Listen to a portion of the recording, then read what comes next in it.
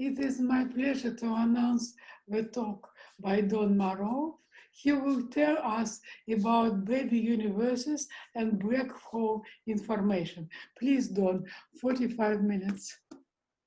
Thank you, Irina, and thank you very much for the invitation to speak. It's a great pleasure, and thank you also to everyone in the audience who is staying up very late to listen to this talk. Okay. I think I should encourage people to interrupt me with questions, admitting that that means that I will almost certainly not finish anything like what I plan to cover in the talk. But if I simply blast through and describe a lot of things and don't answer questions, that's not any better for the audience than just flipping through the abstract of the paper. So I think it's better that you ask the questions and we just see how far we get and what we discuss. So this is a talk based on a relatively recent paper from a few months ago with, my pen is supposed to allow me to write on the screen in a way that you would see, but apparently it's not going to work. Let's see. There we go. All right, it's a relatively recent talk with paper with Henry Maxfield. And our work was motivated by a lot of recent excitement about the black hole information problem. I'm not going to review all of the recent excitement, but just so you understand what I'm talking about, there were various papers last year.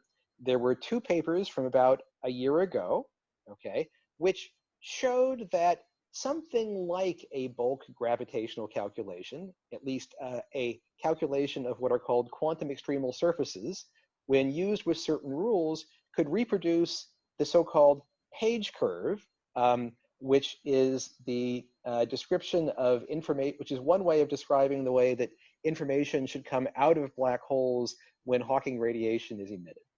So that was an interesting development.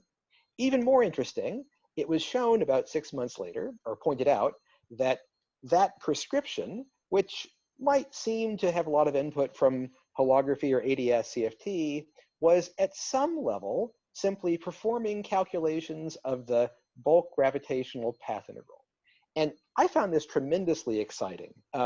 When I was, in October last year, Jeffrey Pennington came to Santa Barbara and gave a talk about this work. And well, for years, I'd felt like we were wandering around, feeling our way in the dark on the black hole information problem. There was a lot of evidence that Hawking radiation should return the information outside the black hole, but we didn't really have a good idea how that would work. In fact, every calculation we could actually do seemed to say that no, information would not be returned in the Hawking radiation. So I felt like these papers from last year were like just turning on a light in the darkness. They gave us a place now to look for interesting physics. And it was a place that we could in principle understand. This was the story that the gravitational path integral, which is something that we begin to understand at least, or we begin to understand how to formulate, at least it's written in terms of geometric things we could try to conceptualize, that somehow the gravitational path integral, if one really worked through it, would contain the relevant effects that would help information come out of black holes. So that was the motivation. So the goal of the work that Henry and I were doing was try to find a simple enough context where we could sort of tear open this kind of calculation and better understand how it works and what it means. And I think you can argue that at least within a sufficiently simple model, we were indeed able to do so. Lots of discussion about whether our results extend to more realistic and more complicated models, but at least in the simple model, one can make a lot of progress. So I'm going to try to tell you about that today. I'll mention at the beginning that one of the important ingredients is an old story, an old idea anyway. It has to do with what are called space-time or Euclidean wormholes. Actually, this is a poor name, but it's a name we've had since the 1980s, okay? And it refers to geometries like the one I've drawn over here at right, where the boundary is disconnected. So the boundary has at least 2 connected pieces, but the bulk is connected. So these differ from the Einstein-Rosen bridge or traversable Lorentz signature wormholes in the sense that if you take the mouth of the wormhole and you imagine shrinking it down to something very, very small, it forms a point in space-time as opposed to a world look. As a result, if I were naming these objects today, I think I would name them instanton wormholes to give this idea of the space-time points. Anyway, these are this particular kind of geometry is going to play a very important role in our study of the gravitational path integral. This shouldn't really be a surprise because it's already played an important role in studies of the gravitational path integral. For example, in the recent studies over the past few years of Chakiv-Teitelbaum gravity and its duality with random matrix theory from the Stanford group. It also played a very prominent role in the Stanford group's paper on replica wormholes last year. And this all ties in to the story from the 1980s, in particular by Coleman, Giddings, and Strominger, et cetera, showing that path integrals that involve these Euclidean wormholes, theories described by path integrals which sum over Euclidean wormholes could in some sense be equivalent to an ensemble of theories that did not sum over such wormholes. And we'll talk more about that. Okay, so the work that Henry and I did returns to these issues and addresses them in general. And in particular, we have a simple, exactly solvable model where you can do a lot. And the idea, again, in our paper is just to do the gravitational path integral to really compute it in all of its glory. And again, at least in this very simple model, you can actually do that. You can actually manage to sum over all topologies, including all disconnected spacetimes. Okay.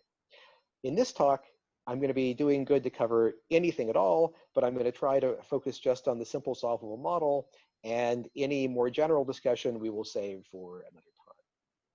All right. So what is the model I want to discuss? Okay, the model is going to be so simple that I should first describe a more complicated system that this is a toy model of, okay? And the thing I want you to have in your mind, although it's not what we're actually computing, is something like a Euclidean theory of quantum gravity in 2 dimensions, and maybe with asymptotically ADS boundary conditions. So something like Chakiv-Teitelbaum gravity, perhaps with extra stuff involved. The thing that makes this model computable is that we're going to reduce it to topology only. We're going to completely remove any notion of a dynamical metric, okay? The other comment I should, before we start, is that, and this is that our gravitational path integral is the path integral that will compute inner products in the theory. This is something that seems to cause confusion when talking about multiple universes and geometries, but in field theory, this is exactly what one expects to do. For example, if one does a path integral on a sphere, maybe I could divide the sphere in half. So maybe this is the sphere S2, and perhaps I would put one kind of source on this solid part of the sphere, and then a different kind of source on this, dashed part of the sphere. And I could think about the solid part of the sphere as defining a state on the equator via the path integral. And I can think about the dashed source as defining a different state on the equator, and the path integral then computes the inner product of those 2 things. This is, however, a little bit different than what you would do if you're looking at path integrals for quantum field theory. At least it's different from the way you would treat world line path integrals in quantum field theory, where the Schwinger proper time path integral along each world line segment generates a Green's function, which is a little bit different story. Okay, I'm not going to dwell on that difference right now, but I want to just emphasize for anyone who's worried about it that we're choosing the gravitational path integral that computes inner products. Okay. Please, Don. Yes, Andre. The difference between in and in-out? No, it's not really in and in-out.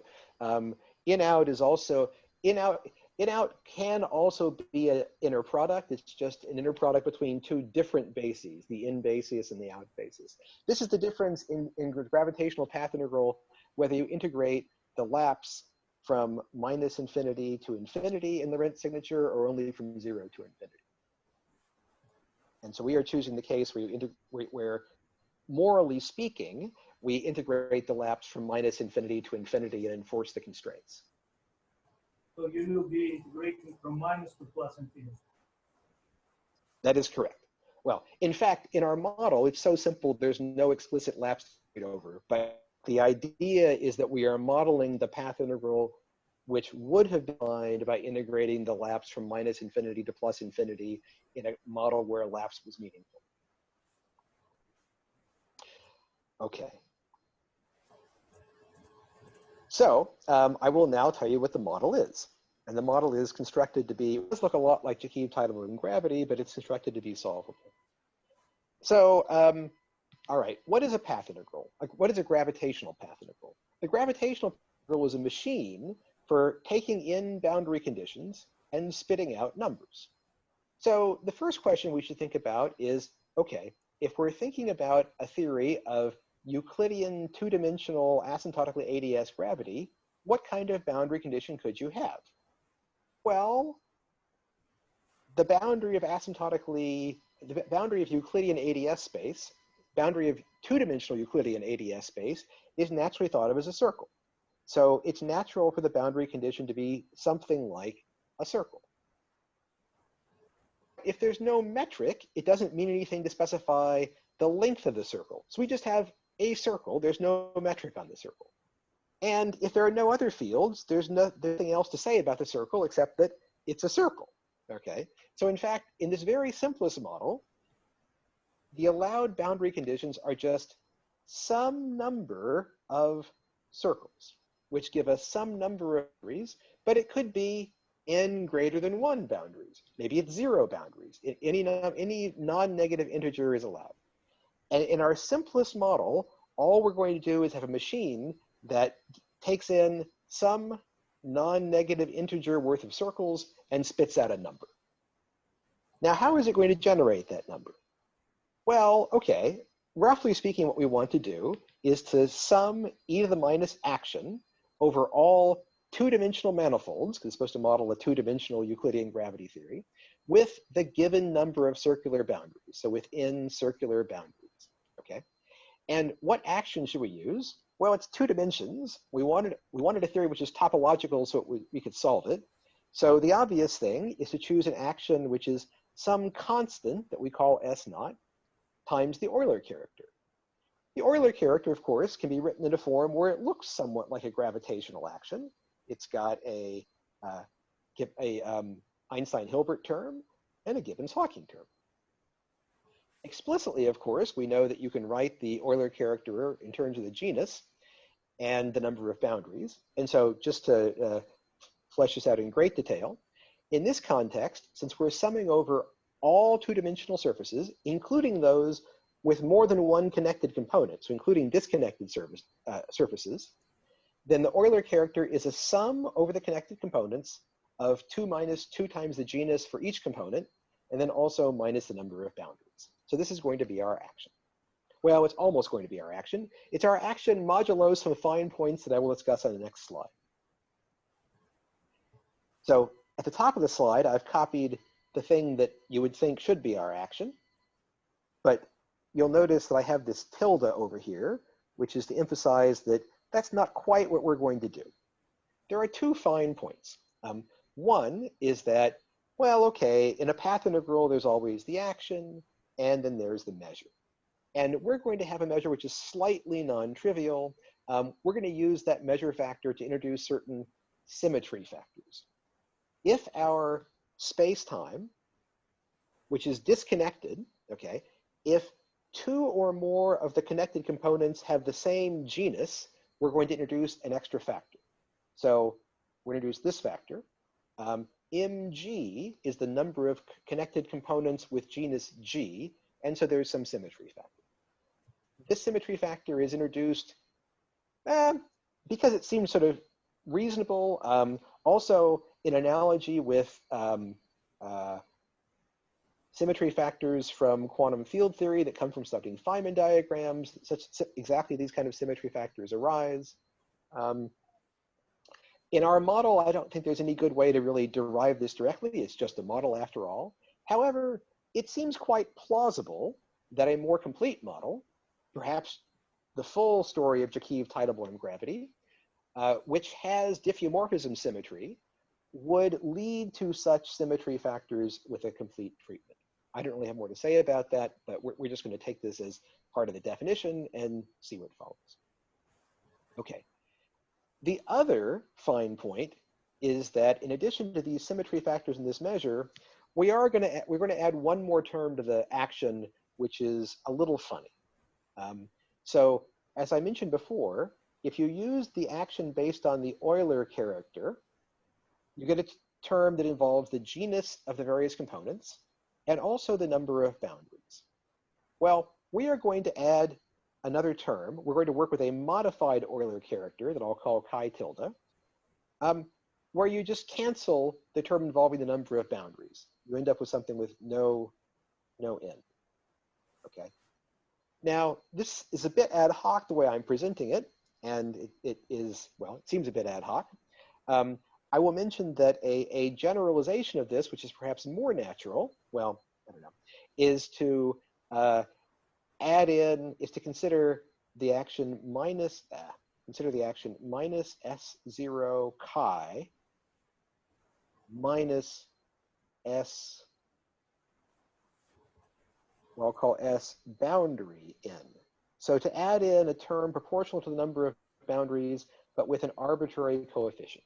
Okay, and then the case I've chosen, where the n's cancel completely, is just a particular choice, S boundary equals S naught. This choice is, it does seem ad hoc, and it cannot be represented as a local integral. However, it turns out you can think about this as the result of coupling your topological theory of gravity to some sort of additional theory that lives on the boundary, and then sort of integrating out the boundary theory, and this is the resulting effective action. I will explain at the very end of the talk, I will briefly comment on why this is a useful thing to do.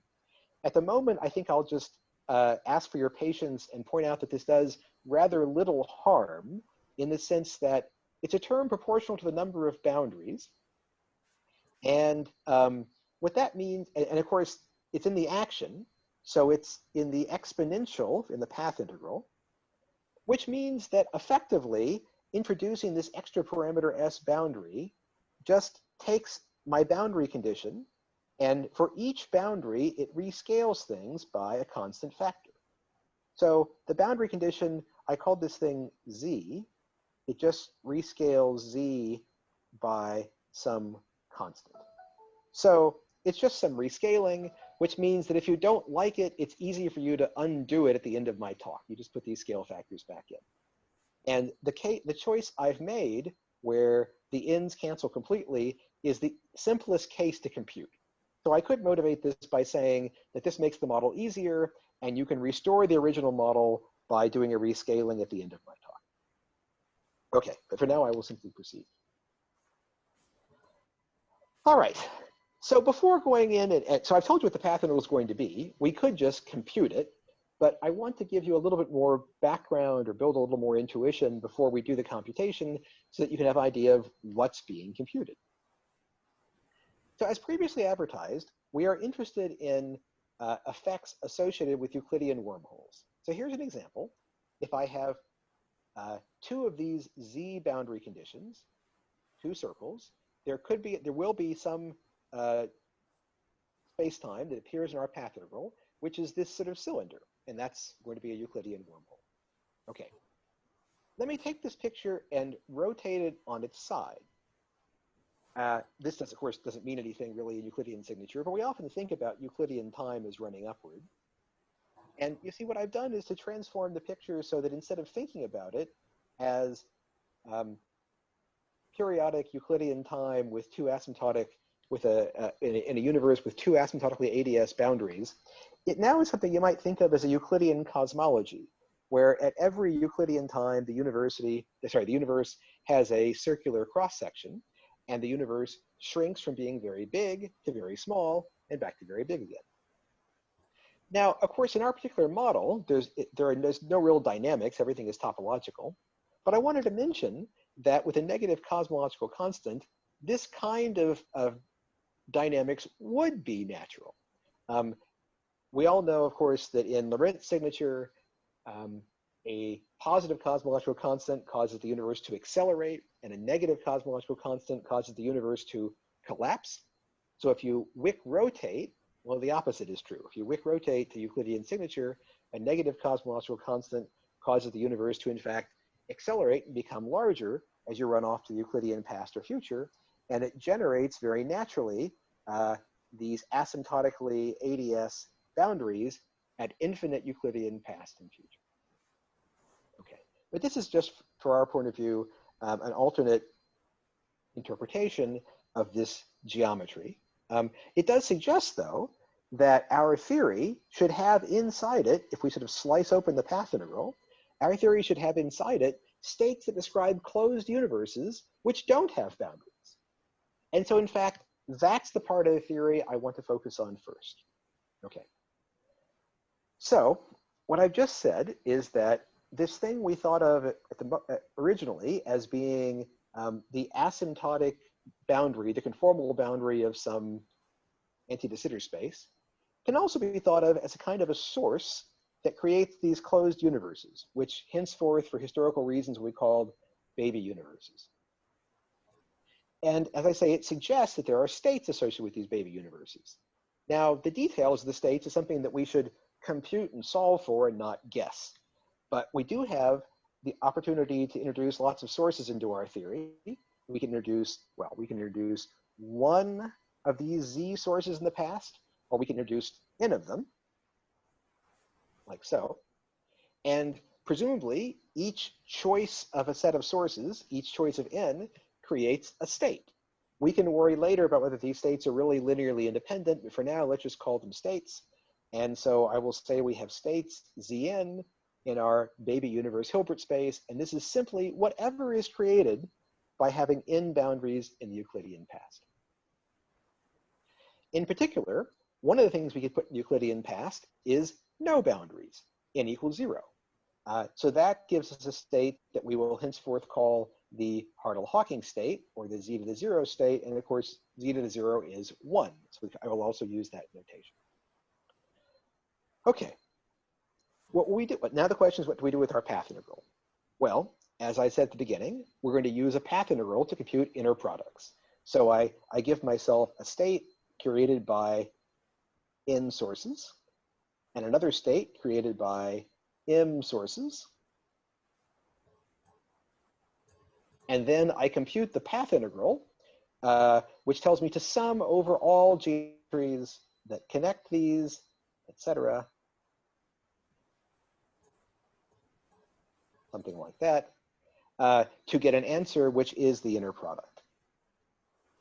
Very good. Yes. One of the things you'll notice is we're going to compute this inner product. I said I'm going to define the path integral by putting in n sources in the Euclidean past and m sources in the Euclidean future, but it's Euclidean signature. Past and future are really not different. They're all connected. This is just a path integral with n plus m sources.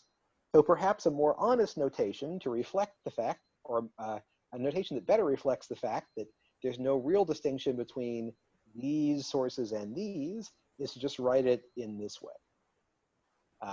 Equivalently, well, okay, let's write it in that way for now.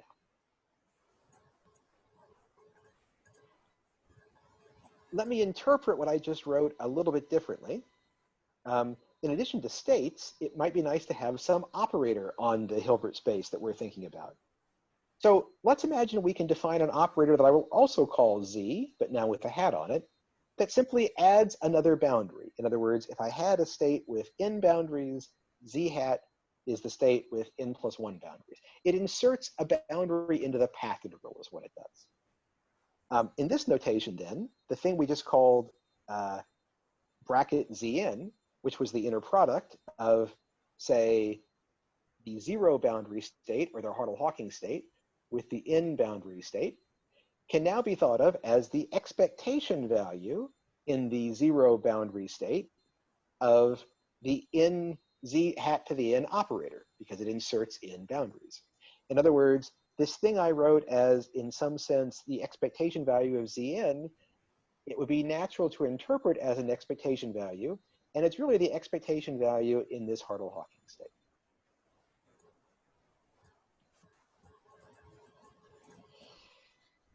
All right, so that's one perspective on this Z operator. But I'd like to give you another perspective, because I started out talking about the boundary as something that would correspond to a conformal boundary, maybe at spatial infinity of some anti-de-Sitter-like space. In that context, if I told you that we had a two-dimensional anti-de-Sitter space and that we're going to do a path integral where we sum over all geometries with a circular boundary, it would be natural, especially in an ADS CFT context, to think of that as computing something like a partition function, right? Years ago, back in the 70s or 80s, if we as gravitational physicists wrote down this path integral, we would have said, oh, this is the Gibbons-Hawking calculation, and we're computing the partition function of gravity in this asymptotically anti-de Sitter space. So you might think that this path integral, even in our toy model, should compute something like a partition function. Now, this would be a partition function associated with, again, states where space is infinite, and at the boundary of space, we have this ADS2 boundary. So there are states that I haven't discussed yet. They're not my closed universe states. They're not my baby universe states. So this is the suggestion that there's some additional sector of the theory that I haven't told you about yet, but that when I tell you about it, this Z will encode something like a partition function.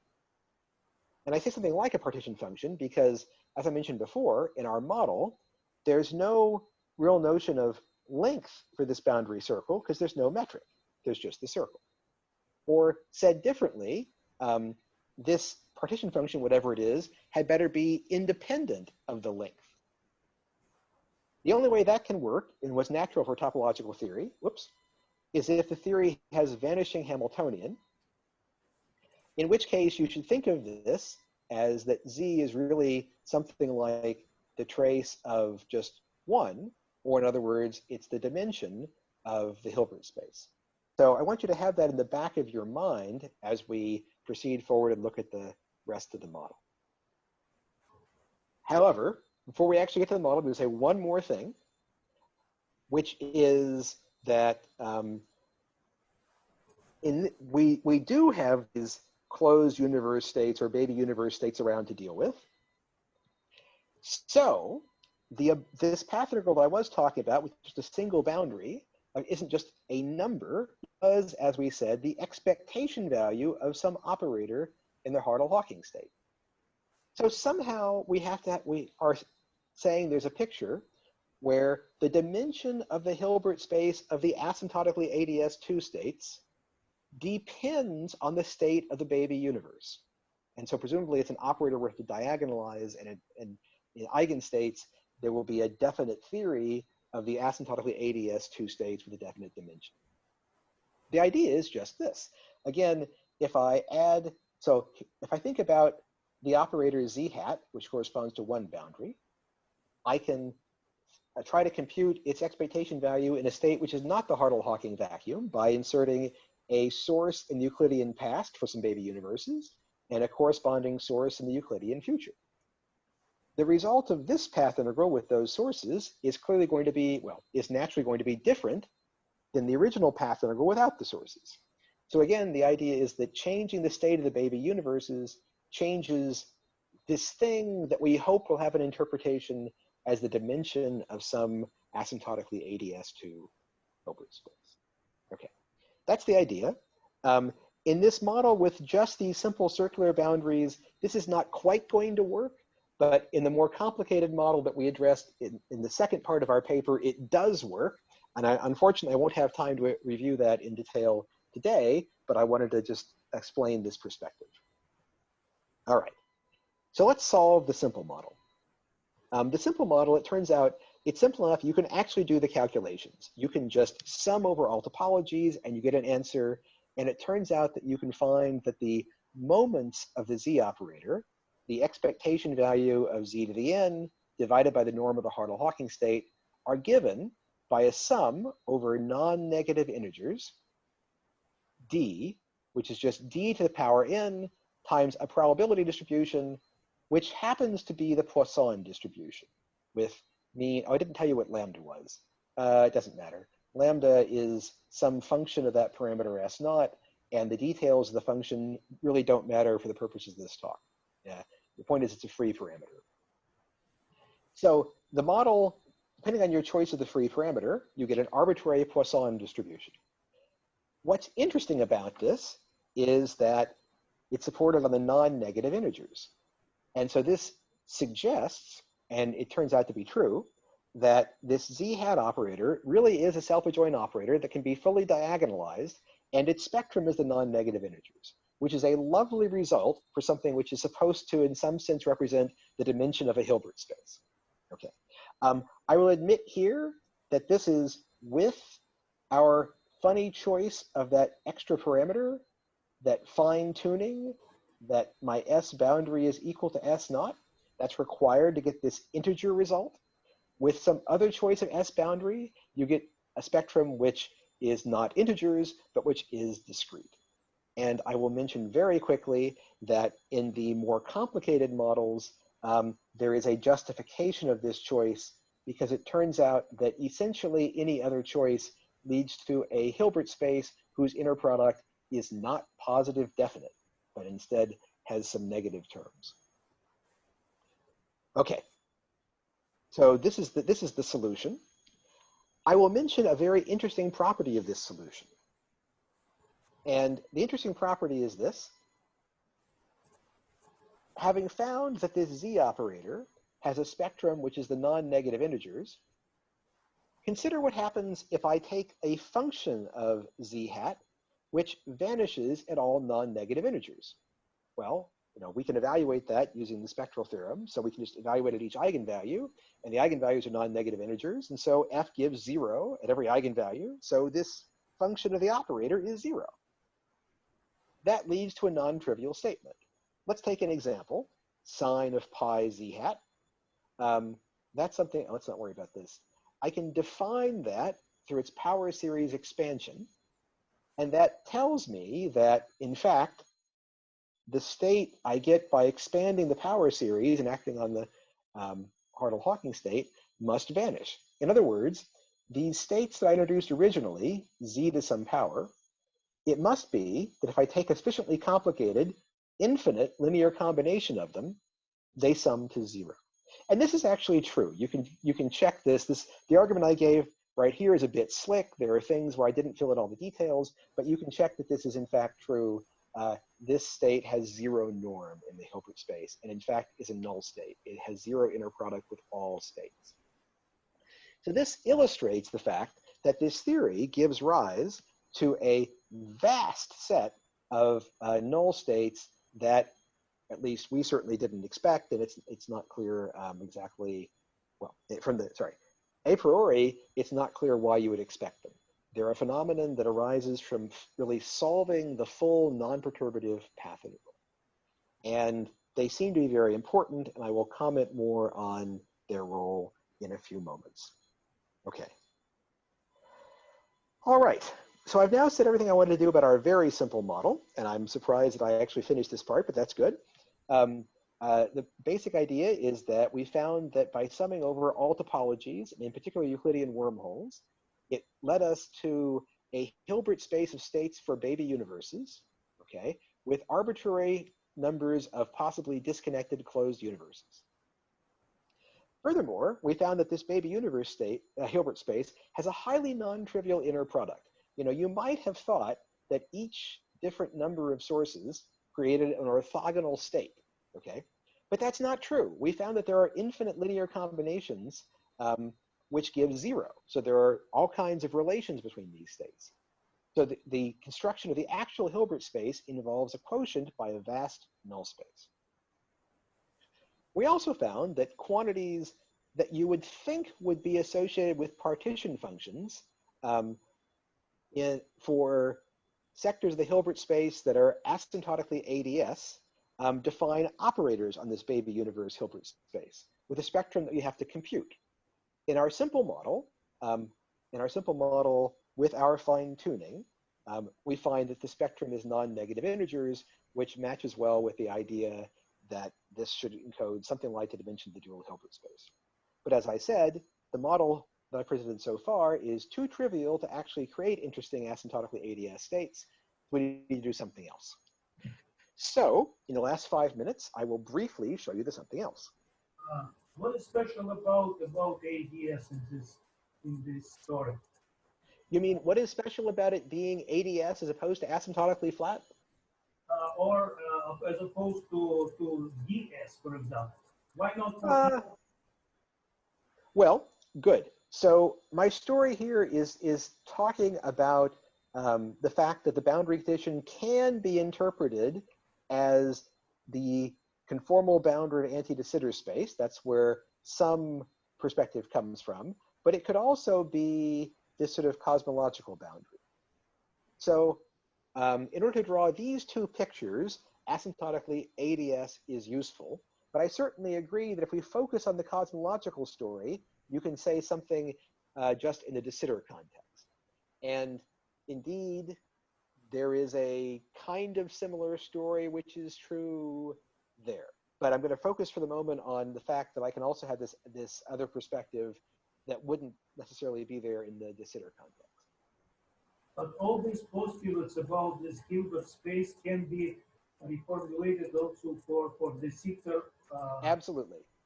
Without any, there is no any stumbling blocks behind this transition from ADS to DS. In this scope of well, basically not. There are a few subtleties, which is of course that the de Sitter picture that has past and future boundaries where you might put sources is a Lorentz signature picture. Okay, so you might change the way you do the calculation slightly. You might put some eyes into the story. Okay, but much of it remains exactly the same. But Euclidean sphere, well, Euclidean de Sitter is just a Euclidean sphere. You can certainly talk about Euclidean de Sitter and the Euclidean sphere. I would agree with that. I would agree with that. The thing about the sphere, it was useful in my story to think about these universes as being created by sources. So I needed a place to put the sources to create the universes. And if we're just talking about Euclidean spheres, there's no boundary. There's no place to put a source. So in that case, it's less clear what I'm computing. But in the Lorentzian de Sitter case, one can do something. Okay. And indeed, we have a story that we have still not written up about the de Sitter case, and it's somewhat similar. Yes, exactly. So very, very briefly, let's just keep ADS in our minds for simplicity, although I completely agree with Andre, understanding the cosmological version of this story is very, very interesting. And we're going to follow our Stanford colleagues and introduce a simple kind of matter that are called into-the-world branes. And the idea is that if you could consider an asymptotically ADS2 Euclidean spacetime where instead of having the boundary be an entire circle, at certain places, the boundary just ends. The boundary is actually an interval. And at the ends are things that we think of as sources that create these so-called into-the-world branes. And the idea is that these connect through the bulk and just, well, that's the end of the world. That's the story. The idea is that from a dual CFT perspective, this would be the inner product of, a state created by this bottom source and a state created by this top source. And the idea is that, and we're going to allow various flavors of these branes. So each brane is labeled by an index, I, J, something like that. So whatever this is, in a dual CFT, it would be an inner product. So we're just going to call the boundary condition this symbol that looks kind of like an inner product. Very, very quickly, these things are boundary conditions just like our Z's. So they're also affected by the state of the baby universes, or they're affected by other sources we might put into the Euclidean past and future. As a result, one should think of this creature, which you would think would be an inner product in the dual CFT, as also an operator on the space of baby universes. Okay, so I will put up one more slide and then stop because I'm out of time. In this model, this into-the-world brane model, of course, the original circular Z operator remains. And okay, in general, for a general value of our boundary parameter, you find some scaled version of the non-negative integer spectrum. However, as I mentioned earlier, if you choose your parameters so that in this model, any eigenvalue of z is not a non-negative integer, then it turns out the Hilbert space inner product fails to be positive definite. So we are forced, therefore, to tune parameters so that only non-negative integers are allowed. Now, the interesting thing about all these operators is that the z-hat operators and these inner product operators, these are operators on the baby universe Hilbert space, they all commute with each other. And the same is true for things that would be matrix elements of other operators on the asymptotic ADS2 space. So all of these operators on the baby universe Hilbert space can be simultaneously diagonalized. And the simultaneous eigenstates on the baby universe sector define superselection sectors for the asymptotically ADS2 operators in the full theory. Okay. So the interesting question is, what is the spectrum of possible inner products? Well, the answer is basically anything. The spectrum of possible inner products is, well, I called it a random inner product, but I really mean that the spectrum is all inner products, subject to one interesting constraint, which is that in the sector where you've chosen an eigenstate of the z-hat operator with eigenvalue d, which is a non-negative integer, it turns out the rank of the inner product is always bounded above by d. And as a result, if we have many flavors of into the world brains and choose d rather small, then the inner product is again massively degenerate in a very new way in this limit. Okay. And it turns out that you can do this by exact calculation in the model, but there's a general argument based on positivity of the inner product that suggests this should be true. So I think I should stop at this point, but except to say that this massive degeneracy appears to be closely linked to the recovery of the page curve in those papers last year, and therefore we suspect plays a fundamental role in the story of black hole information. And I will put one last slide on the screen for people who wish to read it, but I think I should stop and see if anyone wishes to ask a question. So thank you very much for your attention. Thank you very much for your very interesting talk. Any question, please? I have a probably very naive question. So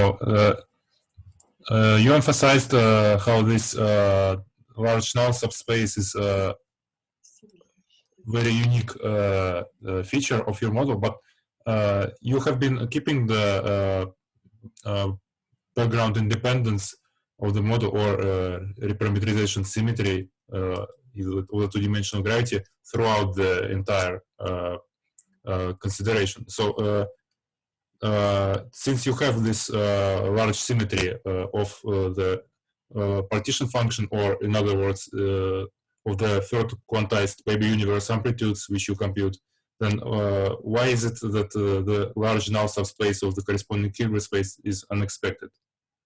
Well, you know, surprise is always in the eye of the beholder. And I completely agree that there is a gauge symmetry in this system, which is the one you discussed. It's that there's diffeomorphism invariance or reparameterization invariance, whatever you want to call it. And that it turns out that this is somehow connected to that. On the other hand, if you would have asked me about my guesses, I would have originally guessed that if I have a universe with, say, 5 disconnected components, okay, I would have guessed that that is distinct in a gauge invariant way from a universe with 4 disconnected components. And it turns out that that's not true in this system, okay? It turns out it's not true. Furthermore, maybe to make this more explicit, there's this parameter S0 in our theory, and e to the S0 plays an important role. Now, S0, if this was Jakiv-Teitelbaum gravity, S0 would be the ground state entropy, okay? And it's natural to think of S0 as therefore being very large, and e to the minus S0 as being small. It would therefore seem natural to take our theory and to expand everything in powers of e to the minus S0, to treat e to the minus S0 as a small parameter and do perturbation theory. The interesting thing is that at any finite order in that perturbation theory, you do not find this null space. The null space appears only when you sum that perturbation theory to all orders. On the other hand, each order in perturbation theory certainly preserves what appears to be diffeomorphism invariance. So again, that shows that while yes, you're correct, there's a large gauge symmetry of this problem. And yes, in the end, I believe that this null space is related to that diffeomorphism symmetry. The relation is not immediate. And certainly you could imagine having a theory with a diffeomorphism symmetry that doesn't have, well, you could imagine, but maybe it's not true. Well, anyway, all I'm saying is that from certain perspectives, this is a surprise. And certainly from the old third quantized perspective where you did treat this as a parameter to expand in, these null states were not expected. Okay, thank you. Okay, more question, please. Well, maybe such a question. If I, of course, understood correctly the logic of this construction, it seems that you derive the properties of the Hilbert space of this baby universe from the properties of the action of the underlying model, not other way around. So they are absolutely correct. Independent structures, and That's right. the fundamental is the action, and the properties of the Hilbert space is secondary, so to say. Is that right? That is correct. And I hope you agree that's a reasonable perspective.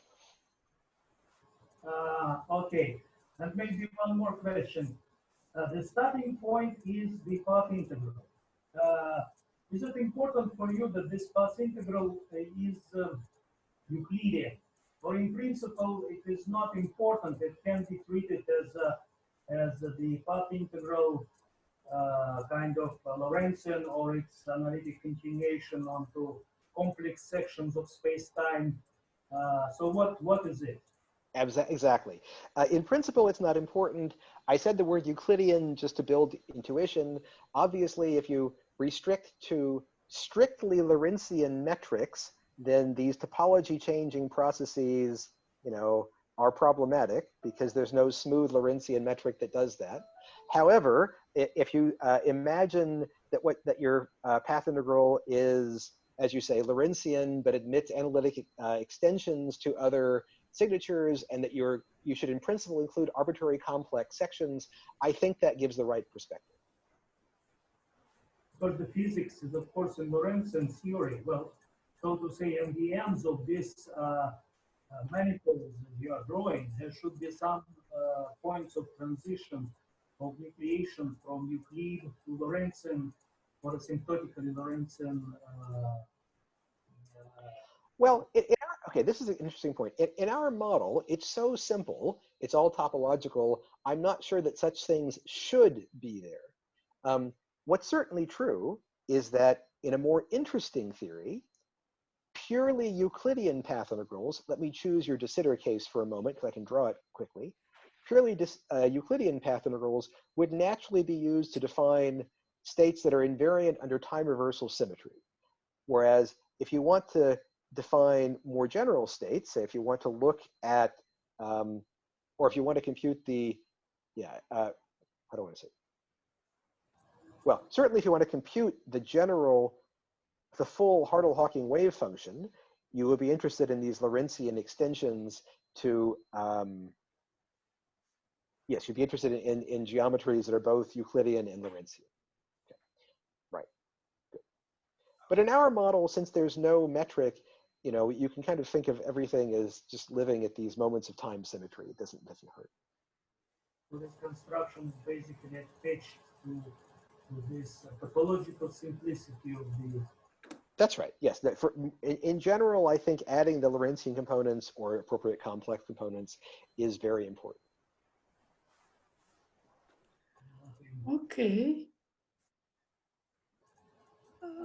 Are you happy with your answer, Andrei? Okay. Maybe I will ask a question. Don, I'm wondering why you do not take into account the integration of a modular space. Because this is two-dimensional gravity model, so you have to take into account. Well, as I said, Oh. in our model, we've removed the metric, so all we have is topology.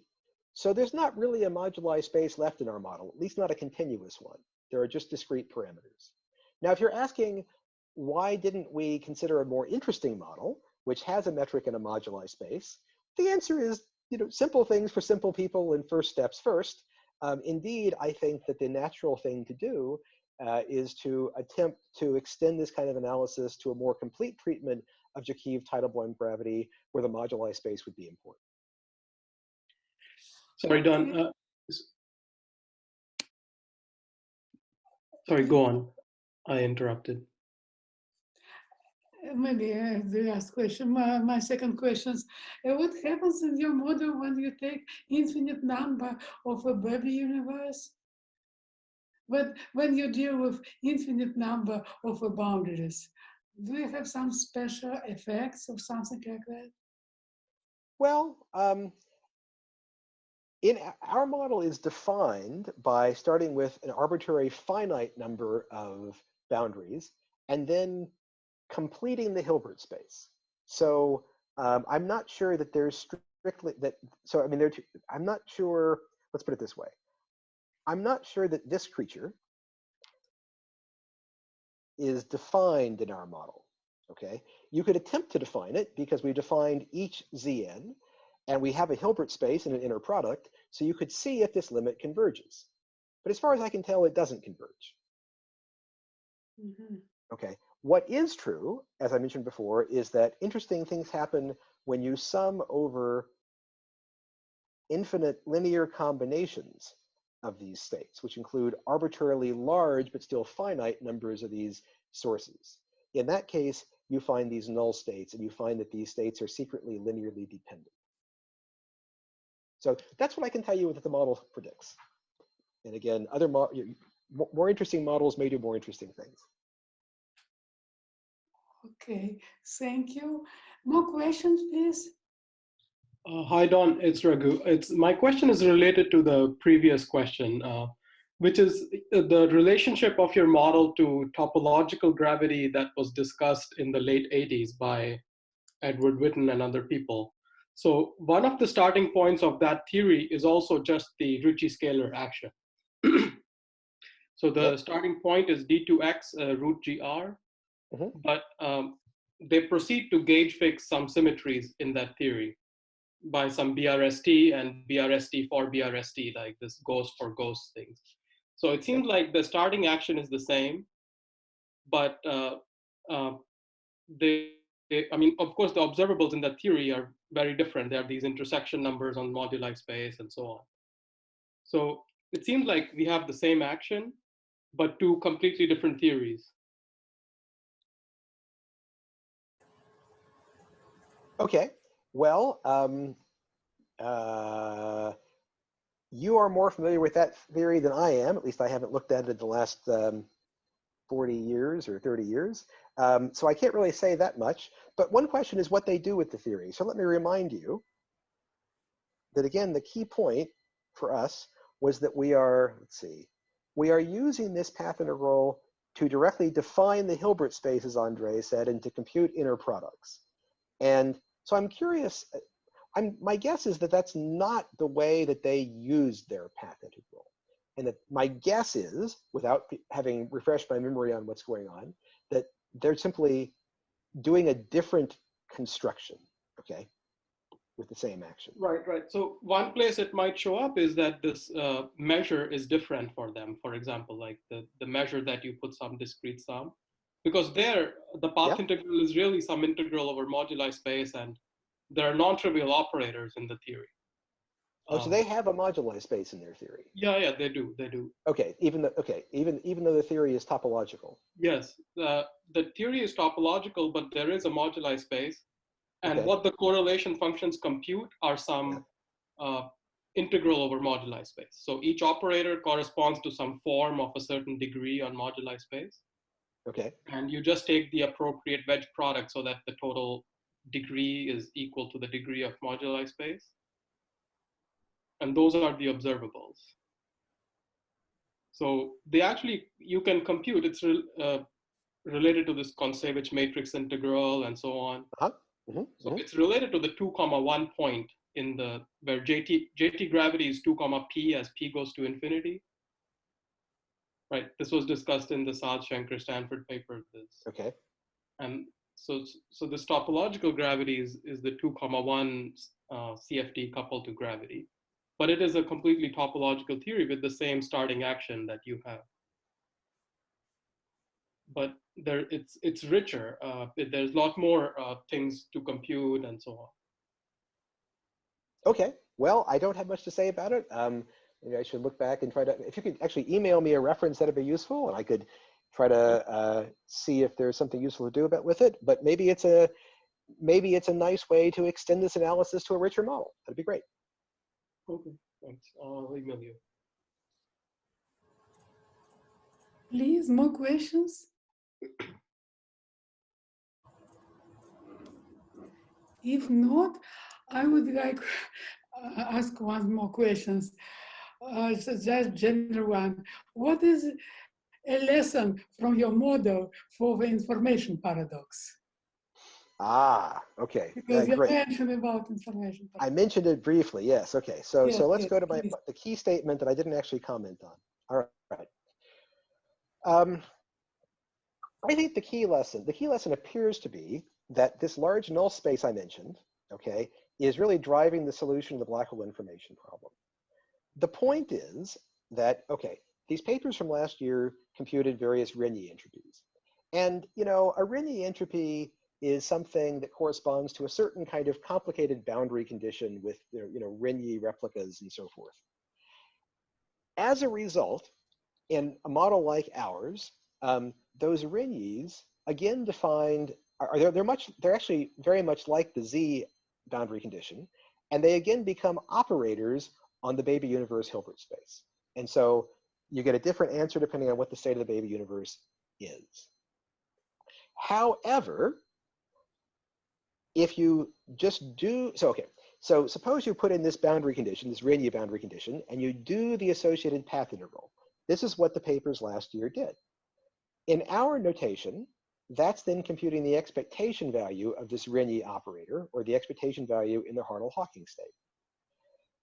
It's not giving you the answer in any particular superselection sector, but it's an average over the superselection sectors, because the superselection sectors are defined by diagonalizing these operators, and in general, the Hartle-Hawking state is some superposition of eigenvectors. Okay, so it's an average over these various sectors,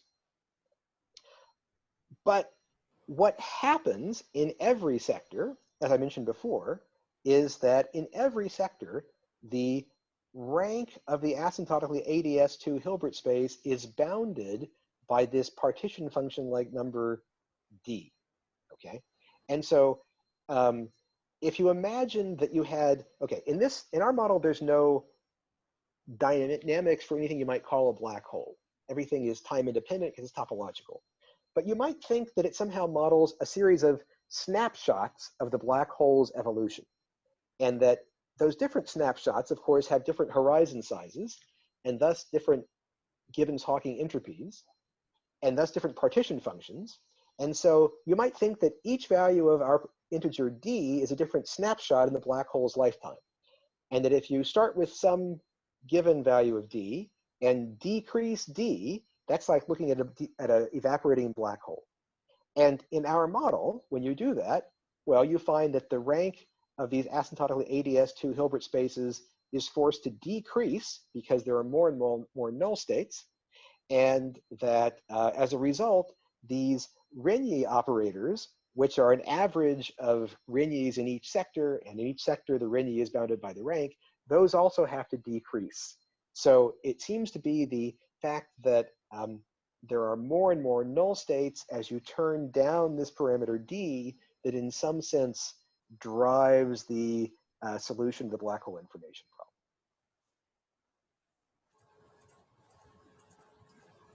Okay, thank you very much.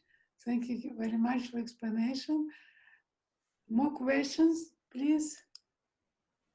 Is there any relation to third quantization concept?